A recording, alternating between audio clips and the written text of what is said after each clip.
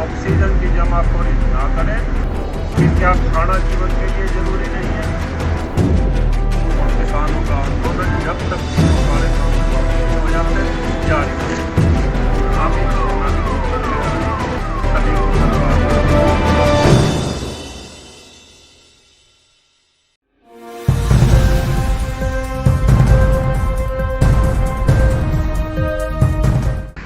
नमस्कार, मैं रमाकांत उपाध्याय नव समाचार से। आज हम राजीव चौक पर संयुक्त किसान मोर्चा के धरना स्थल पर पहुंचे हैं, जहां पर लगातार ये आज कोई लगभग 5 महीने कंप्लीट होने को जा रहे हैं पूरे देश के अंदर, परंतु ना सरकार पीछे हटने का नाम ले रही है और ना ही किसानों ने पीछे हटने की कोई भी सोची है। सरकार से बराबर जंग लड़ने को तैयार है।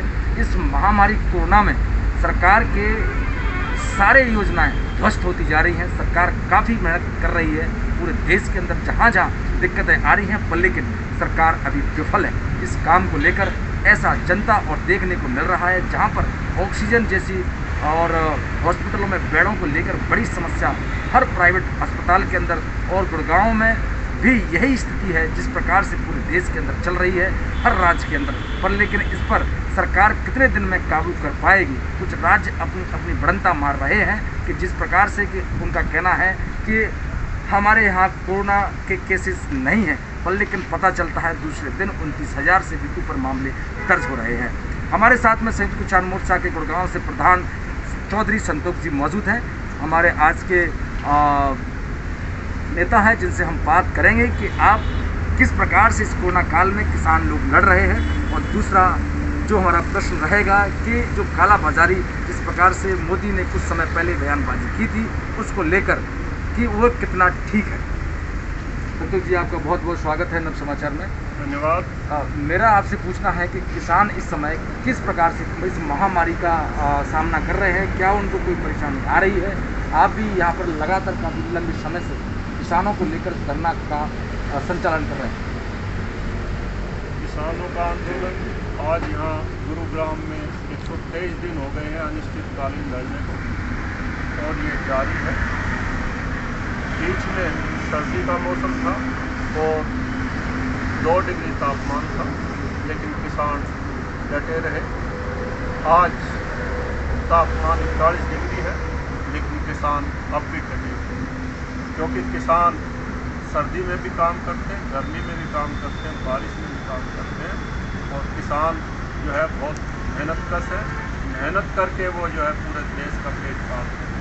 कोरोना काल में पिछले साल भी और अब भी, जब सभी उद्योग धंधे फेल हो गए थे, कृषि क्षेत्र ने ही देश की अर्थव्यवस्था को बचाया था। प्रधानमंत्री जी ने बयान दिया कि ऑक्सीजन की जमाखोरी ना करें, क्योंकि ये जीवन के लिए जरूरी है। मैं प्रधानमंत्री जी से पूछना चाहता हूँ कि क्या खाना जीवन के लिए जरूरी नहीं है? फिर प्रधानमंत्री जी ने क्यों 3 काले कानून बनाकर जमाखोरी की इजाज़त दी? खाद्य वस्तुओं की जमाखोरी की जो इजाज़त दी है वो बिल्कुल गलत है। आज जिस तरह से ऑक्सीजन की कालाबाजारी हो रही है, जिस दिन ये तीनों काले कानून लागू हो गए, उस दिन पूरे देश में खाद्य पदार्थों की जमाखोरी होगी, कालाबाजारी होगी, मुनाफाखोरी होगी। इसलिए मैं सरकार से मांग करता हूँ कि ये जो 3 काले कानून हैं, इनको तुरंत रद्द कर दें। जो आपने बात कही है, बड़ा अच्छी बात, इसमें उन्होंने एक संदेश दिया है जागरूक करने के लिए लोगों को कि जिस प्रकार से आज ऑक्सीजन की जो कालाबाजारी हो रही है, या फिर रेमडेसिविर जो दवाई है उसकी कालाबाजारी हो रही है, जमाखोरी जो हो रही है, उसको लेकर जो रोक लगाने के लिए प्रधानमंत्री ने जो कहा था, उसे लेकर आज वास्तव में ये भी स्थिति है कि किसानों का जो अनाज जिससे देश पूरा संचित होता है या जब सबका पेट भरता है, उसकी भी जमाखोरी नहीं होनी चाहिए। ये भी एक बहुत बड़ा मुद्दा है और विषय भी अच्छा है। तो अब आपकी जो आगे की प्लानिंग है, जिस प्रकार से लगातार किसान अपने दिनों से धरने पर बैठे हुए हैं, इसको लेकर आप आगे अब किसान जो है, किसानों की मीटिंग होनी है संयुक्त किसान मोर्चा की, और उसमें जो आगे की रणनीति आंदोलन की, उस रणनीति को तय किया जाएगा। और किसानों का आंदोलन जब तक तीनों काले कानून वापस नहीं हो जाते जारी रहेगा। तो किसान के नेताओं की तरफ से क्या कोई ऐसा संदेश अभी तक जारी हुआ है, या फिर आप लोगों की कुछ ऐसी कोई प्लानिंग है जिस प्रकार से पूरे देश के अंदर महामारी फैल रही है और कोरोना से हज़ारों लोग मर चुके हैं और अभी प्रतिदिन एक दिन में हज़ारों लोग मर रहे हैं, मेरा तो कहना लाखों लोग मर चुके हैं, तो इसको लेके आप लोगों ने क्या कोई संवेदना या फिर उनके लिए कुछ मौन धारण कुछ ऐसा किसान लोग करेंगे उनके लिए, या फिर सरकार से उन लोगों के लिए भी कोई चिंता जाहिर या फिर कुछ उनकी राहत के लिए कोई सरकार से निवेदन?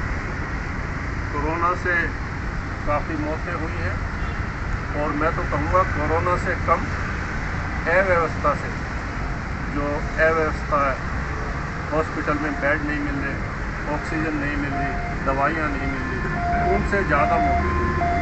मैं सबके प्रति संवेदना प्रकट करता हूँ और संयुक्त किसान मोर्चा ने भी एक शोक प्रस्ताव पास किया था, सबके परिवारों के प्रति संवेदना प्रकट की थी और मैं भी यहाँ गुरुग्राम में सभी के प्रति संवेदना प्रकट करता हूँ और जो बीमार हैं उनके जल्दी शीघ्र ठीक होने की कामना करता हूँ। जहाँ तक धरने पर है, स्वास्थ्य विभाग द्वारा जारी सभी जो दिशा निर्देश हैं उनको मानते हैं, यहाँ पे उनको लागू किया हुआ है, सभी मास्क लगाकर बैठते हैं और 2 गज की शारीरिक दूरी बनाकर रखते हैं। मैं तो ये कहूँगा कि सामाजिक एकता बना के रखनी चाहिए और शारीरिक दूरी बनानी चाहिए 2 गज की, वही नियम हम लागू करते हैं क्योंकि सामाजिक एकता बहुत ज़रूरी है।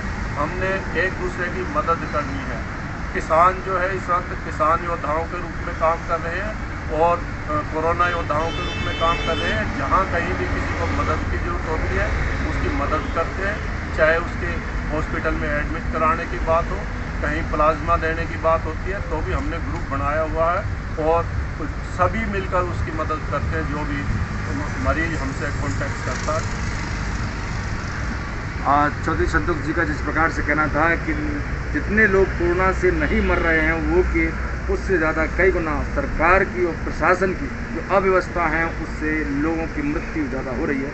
वास्तव में सच्चाई भी है अगर देखा जाए कि जिस प्रकार से ऑक्सीजन और दवाइयों की कमी, बेडों की कमी जहाँ पर आ रही है, तो ये सरकार को, प्रशासन को पहले चेतना चाहिए, क्योंकि काफ़ी नेताओं ने, काफ़ी विशेषज्ञों ने लोगों को जगाने का और जागरूक करने का काम किया था। उस समय सरकार कहाँ थी? सरकार ने उस समय क्यों डिसीजन नहीं लिए और सरकार चुनाव प्रचार में लगी रही? यह भी एक सोचने वाली बात है, क्योंकि पूरे देश के अंदर एक तो जो हरिद्वार के अंदर, हाँ मानते हैं कि हरिद्वार के अंदर कुंभ लगा, वो हिंदू लोगों की एक परंपरा है और उसके अनुसार होना चाहिए, पर लेकिन ऐसी महामारी के समय पहले से कुछ नियमों का या फिर उनकी कुछ ऐसी फाउंडेशन बनानी चाहिए थी जिससे कि लोगों को नुकसान ना हो, उनको महामारी से बचाया जा सकता था।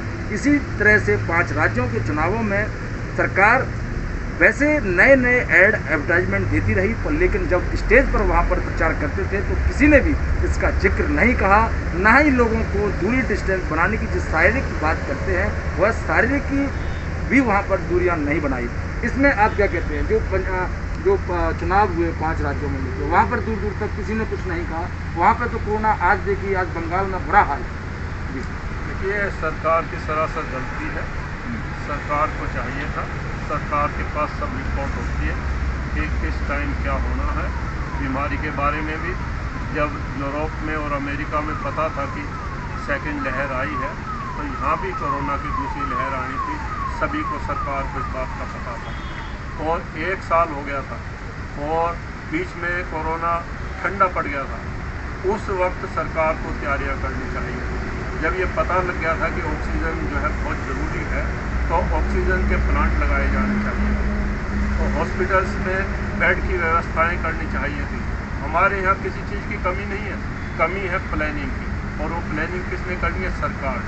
सिर्फ दिशा निर्देश देने से बात नहीं बनती, जो वास्तविक धरातल पर जो ज़रूरतें हैं उनको पूरा करने के लिए कार्य करना चाहिए था, वो सरकार ने नहीं किया। और मैं कहता हूँ ये पूरी तरह से सरकार फेल हो गई है कोरोना को। जी, साफ साफ संतोष जी का कहना है जिस प्रकार से सरकार अगर पहले से इस नियमों को, जो अभी जिस प्रकार से काम कर रहे हैं प्रशासन के अधिकारी, अगर पहले कर लेते तो शायद आज हमें यह दिन देखने को नहीं मिलते पूरे देश के अंदर। और जिस प्रकार से आंकड़े प्रतिदिन बढ़ रहे हैं और WHO भी प्रतिदिन कह रहा है कि आने वाले कुछ घंटे जो कि 20 से 48 घंटे जो बताए जा रहे हैं वो महामारी के लिए और खतरनाक साबित होंगे। खास करके उसमें भारत का सबसे पहला स्थान दिया गया है। मैं रमाकांत उपाध्याय, नव समाचार, दूराम, धन्यवाद।